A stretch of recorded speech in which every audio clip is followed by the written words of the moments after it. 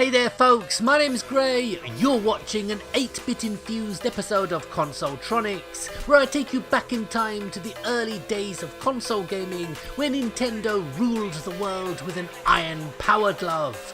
But in the remote region of gaming's third world, i.e. Europe, particularly right here in the UK, where Nintendo's notoriously aggressive marketing failed to crack the then dominant home computer market, allowing a rival who faltered in both Japan and the US to sign a distribution deal with local low-budget rascals Mastertronic, who would turn the then largely unknown arcade developer Sega into a genuine force in the domestic scene, outselling the Nintendo 8-bit and laying the foundation for the coming 16-bit wars. So join me in my look at the best, worst and rarest Sega Master System games.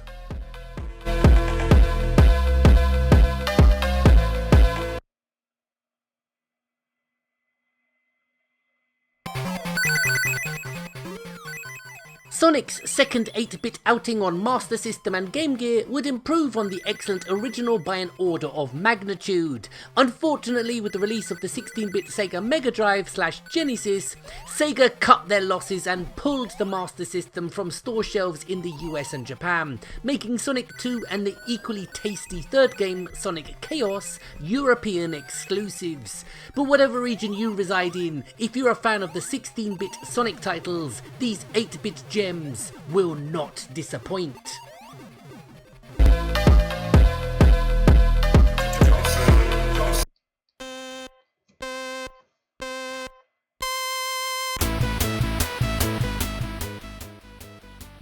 Outrun may have a few miles on the clock, but it's not ready to collect its gaming pension just yet, because as racers on the Master System go, you won't find too many more with the gameplay and sheer pick up and play fun factor that this tip-top arcade port brings to proceedings.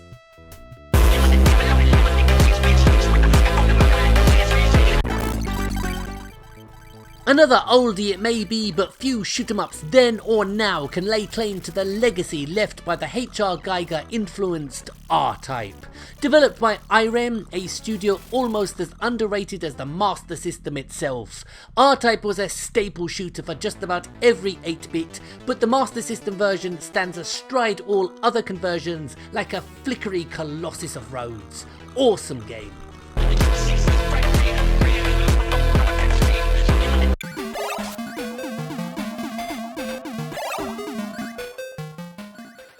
For many, the history and hardware of the Master System is something of a mystery, and for the next game, I wanted to show one of its lesser known features, the fact that it had a dedicated library of low budget software on disc, or card rather. Only about 10 games were ever released and none particularly big sellers, meaning the whole concept was binned with the Master System 2's release. And although all the titles would be re-released on cartridge, the collectors covet the original cards, making them much sought after software.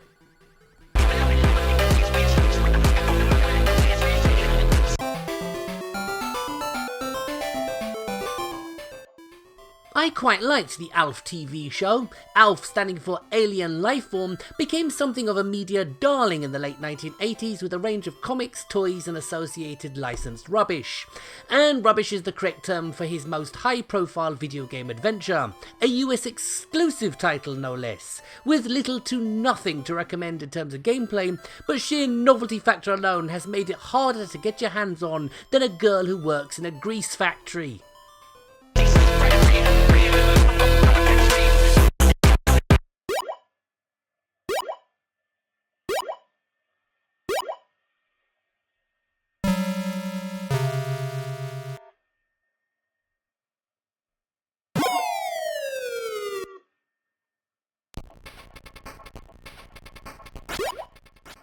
I had a blast playing the coin-op and was very pleased to see a respectable, albeit cut down port, released for the Master System. Unfortunately, Dynamite Ducks has long been consigned to the wheelie bin of history as one of Sega's forgotten arcades.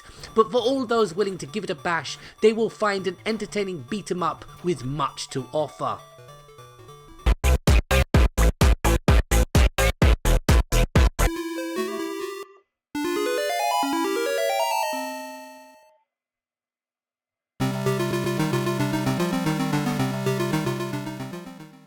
Okay, let's address the criticism that this game receives first off, because yes, it's a Castlevania knockoff. Unashamedly so. But the glass is never half empty here at Consoletronix, because what it lacks in originality, it more than makes up for in horror-themed platform fun. And with the difficulty curve like the north face of the Eiger, it's not one you'll complete in one sitting. Great game.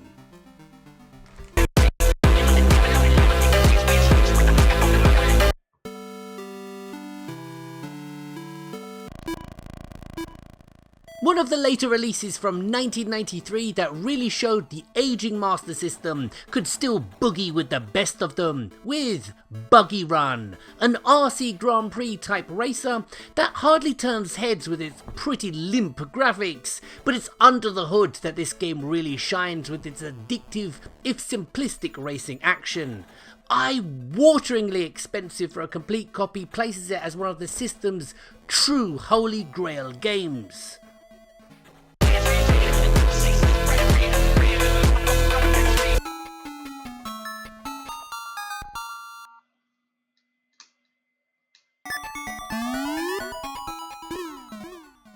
Long been a favourite Master System title of mine, Psycho Fox is a nutty but hugely playable platform romp that I've always gone back to, even more so than its Mega Drive sequel, the much more well-known Decap Attack. Top stuff.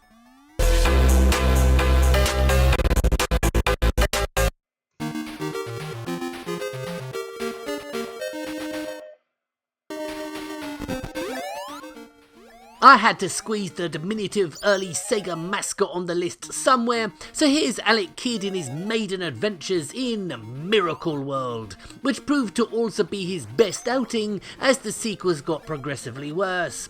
But as this was for many, myself included, the game that was included with their Master System, its allure with 8-bit Sega aficionados remains undiminished to this very day.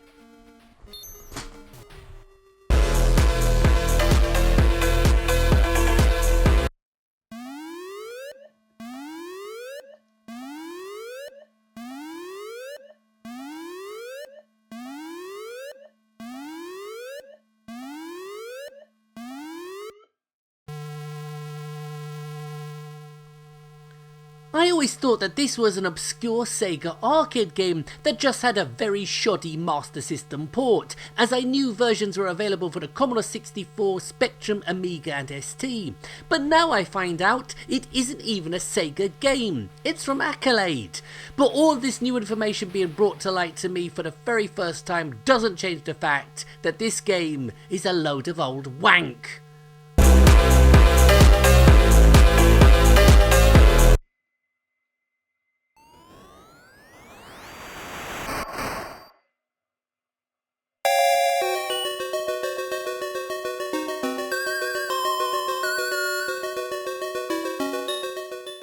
As any gamer reared by retro will tell you, film tie-ins are just the worst. So much money spent on advertising and production, but the games themselves are usually bland at best, or Back to the Future Part 2 on the Master System at worst. I mean, how can you have games based on 3 movies across multiple formats and all of them be shit? Great Scott!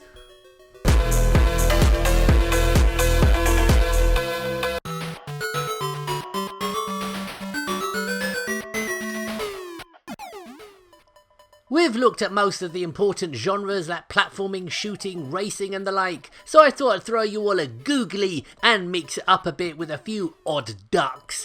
First up is the Breakout clone, yup, they were still knocking them out as the 90s dawned, called Woody Pop. And while it would hardly tickle the fancy of the hardcore crowd, for a quick blast this is one of the more enjoyable casual games on the platform.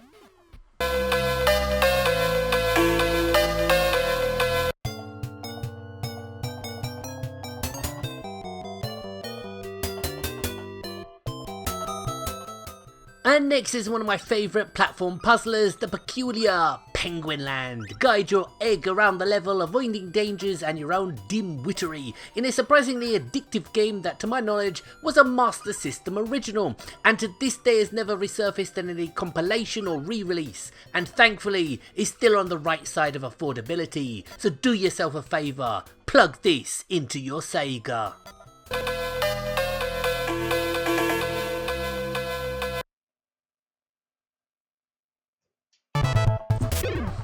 I believe it's common knowledge among you all that I get as giddy as a schoolgirl on the subject of Shinobi on the Master System. One of my favourite games of all time, and the first in what must rank as one of Sega's top tier franchises from their well-stocked retro portfolio. Awesome game.